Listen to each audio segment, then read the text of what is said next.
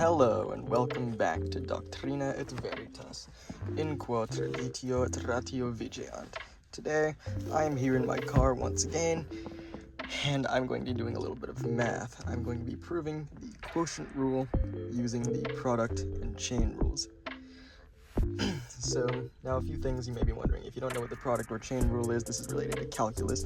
You should check out the video that I'm going to link in the description. And second of all, you're probably wondering, wait a minute, aren't you a politics/religion YouTuber? Why are you making posts about math? Well, my motto is tradition and reason prosper, or may tradition and reason prosper, which is traditio et ratio vigeant. And math is essential to reason. So let us get started. So, if h of x equals f of x over g of x, prove that h prime of x equals g of x times f prime of x minus f of x times g prime of x over g squared of x. So basically prove the quotient rule. Alright, so we're going to start by rewriting h of x like this.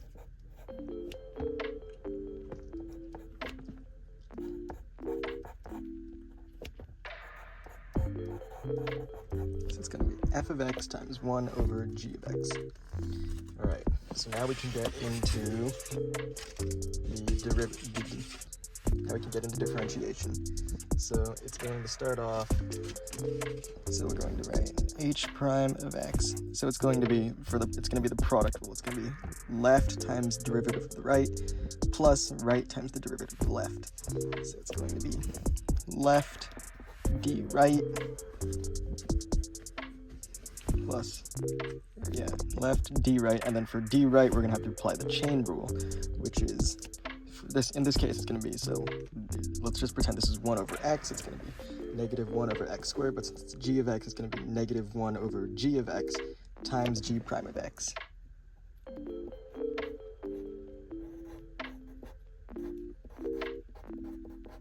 Okay, so that's the left d right. Now we add the right d left, which is that times d left f prime of x. Alright, now that that's out of the way, we can go ahead and simplify this. So these two will multiply onto the top, this will multiply to the top as well, so this is going to be negative f of x times g prime of x divided by g of x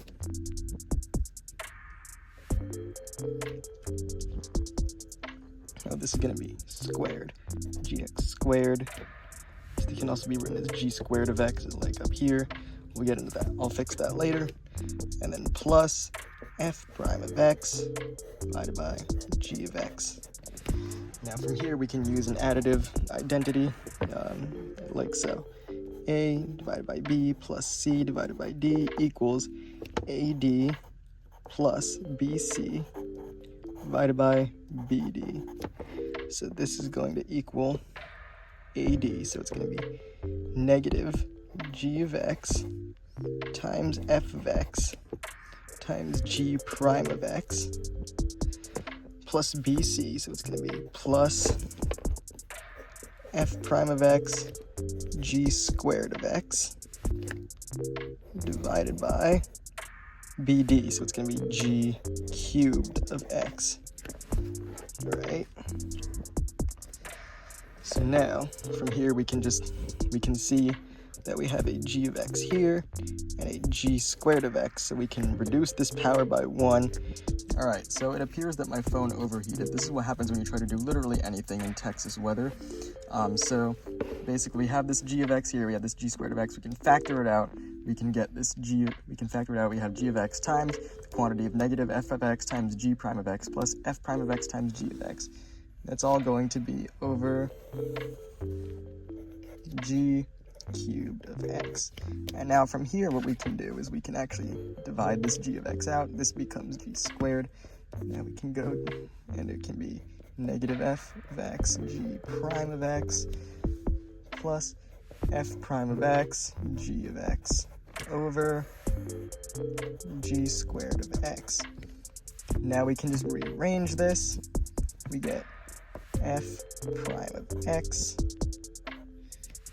g of x minus f of x g prime of x. And we can arrange this one more over g squared of x, and we can arrange this one more time to get g of x f prime of x minus f of x g prime of x over g squared of x. And as you can see, that is the quotient rule. This equals h prime of x. Quod erat demonstrandatum.